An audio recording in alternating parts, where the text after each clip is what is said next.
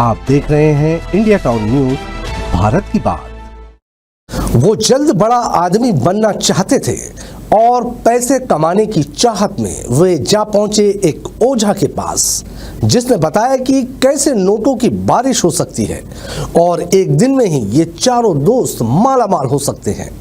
लेकिन शर्त रखी एक ऐसी रस्सी को लाने की जिसमें किसी ने लटक कर अपनी जान दे दी हो। इसके बाद शुरू हुआ वो सिलसिला जिसमें शराब, साजिश और सरफिरों की वो दास्तान है जिन्होंने एक जिंदा युवक को दे दी मौत। नमस्कार, मैं हूं कमर गौस और आप मेरे साथ देख रहे हैं अपराधों की वो डायरी जिसका नाम है जराइम। और आज की ये रिपोर्ट भेजी है कपिल वर्मा ने।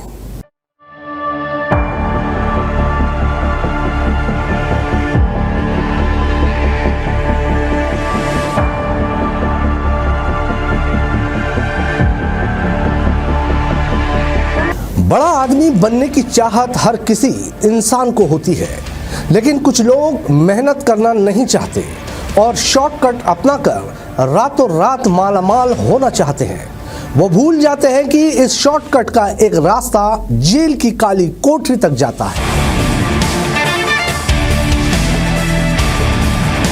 और ऐसा ही कुछ हुआ उन चारों दोस्तों के साथ जो पैसा कमाने की चाहत में आज जेल की सलाखों के पीछे है। और ऐसा हुआ इसलिए कि कम समय में ज्यादा पैसा कमाने की चाहत में इन्होंने किया वो काम जिसके चलते आज इंसानियत शर्मसार है। आखिर कैसे कोई ओझा के चक्कर में आ सकता है और जिंदा व्यक्ति को फांसी पर लटका सकता है।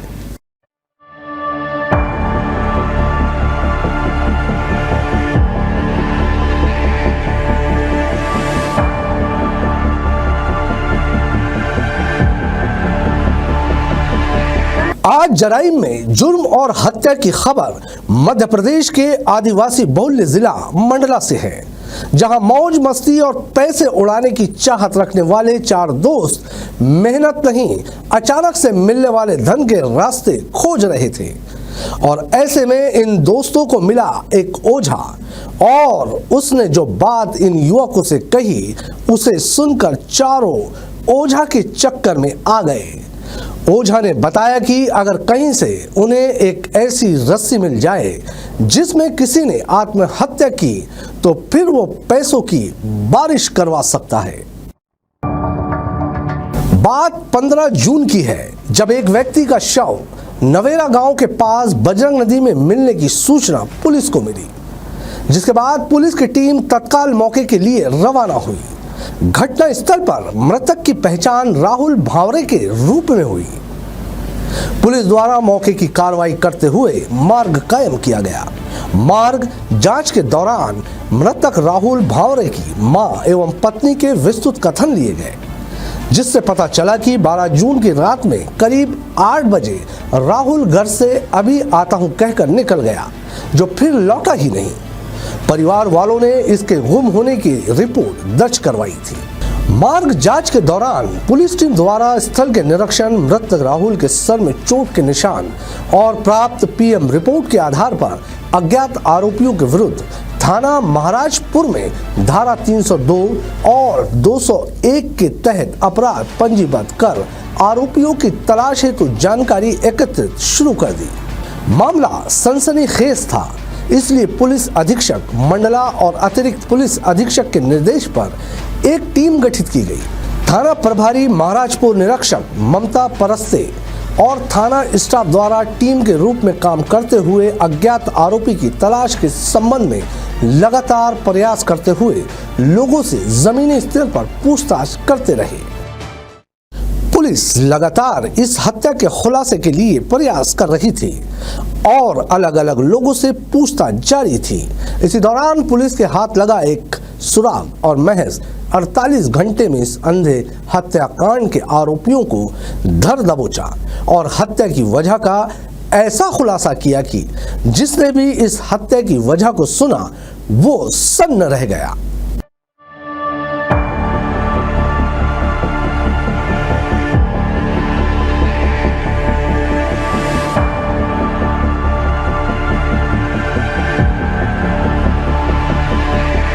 पुलिस ने मुखबिर की सूचना पर संदेही दादी उर्फ सुखचैन पिता मुखवा उर्फ प्रमोद यादव उम्र 23 वर्ष निवासी ग्राम कौरगांव थाना महाराजपुर को अभिरक्षा में लेकर पूछताछ की, जिसने बताया कि 12 जून को अपने साथी सोनू उर्फ निशांत कुशवाहा, प्रशांत कुशवाहा, नितेश कुशवाहा सभी रामबाग के रहने वाले हैं। इन सभी ने साथ मिलकर पूर्व नियोजित प्लान बनाया कि किसी व्यक्ति को फांसी लगाकर उसकी हत्या करना और उसी फांसी की रस्सी से रुपया झड़ेगा तो हम लोग अमीर हो जाएंगे।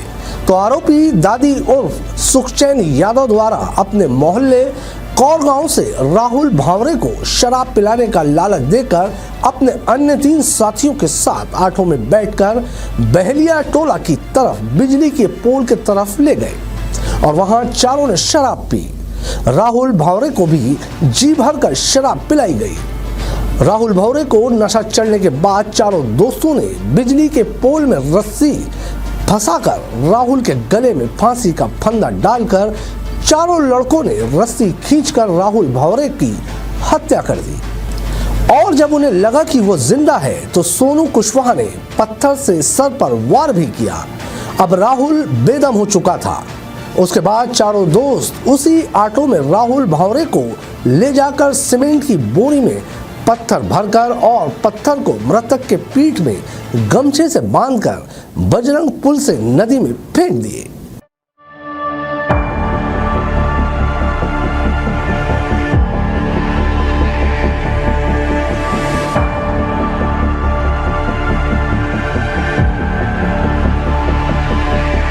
चारों दोस्तों ने अपना काम कर दिया था और मृतक राहुल के गले में लगाई फांसी की रस्सी अब उनके पास थी। 13 जून को चारों दोस्त ने बिछिया से दिलीप नामदेव को बुलाया और उसे बताया कि हम चारों दोस्तों ने एक व्यक्ति की फांसी लगाकर हत्या कर उसी फांसी की रस्सी को ले आए हैं। तुम अपने तंत्र मंत्र से इस रस्सी से रुपए की बारिश करवा दो। लेकिन भला कहीं ऐसा हो सकता था। 15 तारीख को सूचना मिली थी कि एक व्यक्ति की लाश बंजर नदी के नीचे पड़ी हुई है, जिसमें कि उसके पीठ पर एक पत्थर बंधा हुआ है और चोट के निशान भी हैं। प्राइमा फेसिया यह हत्या का मामला लग रहा था। पीएम रिपोर्ट से भी कंफर्म हुआ कि इसकी हत्या की गई है और यहाँ पर हत्या करके उसको यहाँ पर नीचे डाल दिया गया है नदी में। जब विवेचना इसकी प्रारंभ हुई तो नए नए तथ्य सामने आए और जो तथ्य सामने आया तो ये पूरी तरह से अंधविश्वास, जादू टोना, झाड़ फूक, तंत्र मंत्र यह मामला समझ में आया। इसमें 4 व्यक्तियों ने मिलकर के उनको किसी ने बताया था, कोई तांत्रिक ने, कि यदि हम कोई ऐसी रस्सी जिससे कि फांसी से किसी व्यक्ति की मृत्यु हुई है, ऐसी रस्सी हमारे पास हो तो उस पर पूजा पाठ करने पर या तंत्र मंत्र करने पर पैसों की बारिश हो सकती है। तो इस बहकावे में आकर के इन 4 लोगों ने मिलकर के एक व्यक्ति राहुल भावरे की हत्या की। इसको पहले शराब पिलाया, क्योंकि इसकी कमजोरी थी शराब पीना, तो बहका करके इसको अपने पास लेकर आए। तो शराब पिला, जब बिल्कुल वो अपने सुध में नहीं रहा तब उसको फांसी के फंदे में लटका कर उसकी हत्या कर दी। और हत्या ये सिद्ध न हो, बॉडी कहीं उसको फेंकने का इरादा था, उन्होंने पत्थर बांध करके नदी में फेंक दिया। तो इस तरीके से इनने पूरी तरह से अंधविश्वास पर रहते हुए झाड़ फूक तंत्र मंत्र के लिए इन्होंने हत्या की थी। साथ ही इन्होंने तांत्रिक को बुलाया और पूजा पाठ करवाया, लेकिन चूंकि ये चीज़ कोई इस बात की कोई मान्यता नहीं कि ऐसा कुछ संभव है, ऐसा कुछ हुआ नहीं। इसमें हमने चारों व्यक्तियों को और साथ ही उनके साथ जो तांत्रिक था इसको भी गिरफ्तार किया है।